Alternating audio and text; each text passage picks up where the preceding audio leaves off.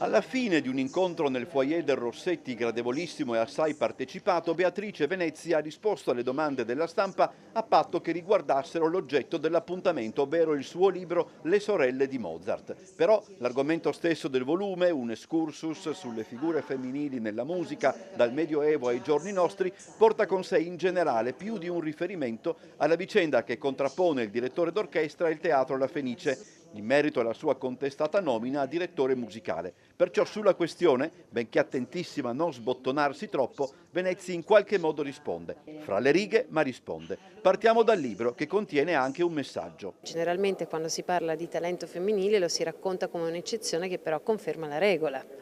E io invece credo che oggi come oggi, soprattutto per le giovani generazioni, per le bambine e le ragazze di oggi, ci sia la necessità di creare una nuova consapevolezza rispetto al valore che le donne hanno dimostrato, al talento che hanno dimostrato nel corso della storia.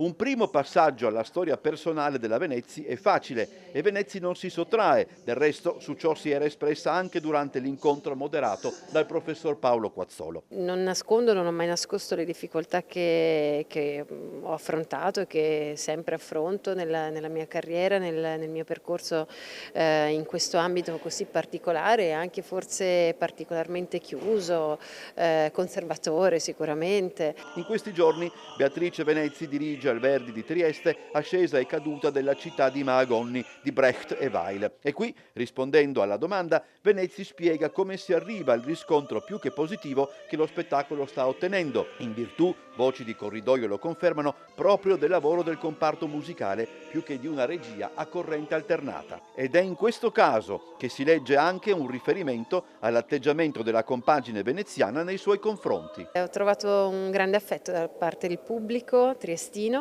e devo dire la verità anche da parte di tutte le maestranze del teatro, per cui questo ha confermato la bontà del lavoro, ha confermato la volontà di far parte di una squadra che portava a casa questo risultato, devo dire insomma senza mezzi termini, appunto importante, il fatto che ci sia stata tutta questa accoglienza tanto da parte del pubblico quanto questo fermento e anche volontà di fare bene, di dare il massimo da parte di tutte le maestranze del Verdi, devo dire, e degli artisti anche, devo dire che mi ha dato una grande soddisfazione.